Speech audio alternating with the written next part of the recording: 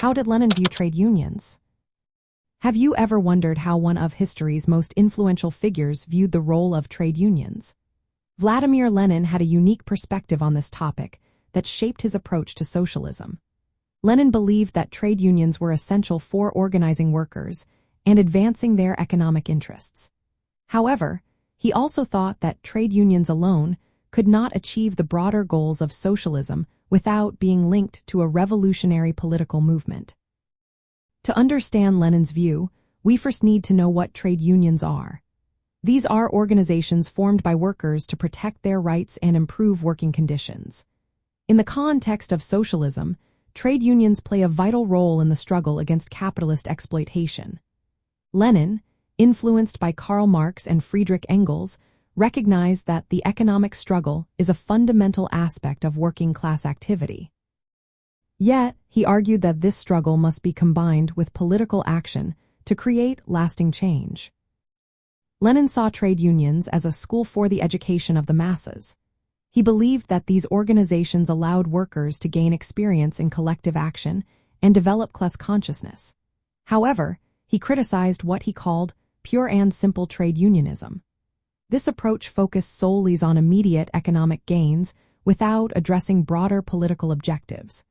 Lenin thought that trade unions should remain neutral toward political parties during certain periods.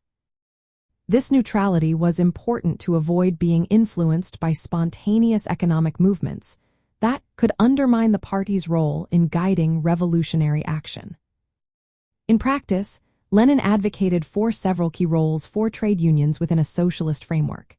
He supported the formation of broad, non-party trade unions that could organize a diverse group of workers. This approach allowed for the inclusion of workers from various political backgrounds while maintaining a focus on economic struggles. He encouraged party members to join trade unions to educate workers about class struggle and socialism. This was a way to develop their revolutionary consciousness. Lenin also believed that party members should aim for leadership positions within trade unions. This would help guide the unions toward revolutionary goals. Ultimately, he wanted trade unions to be connected with the Revolutionary Party. This connection would ensure that economic struggles were aligned with broader political objectives.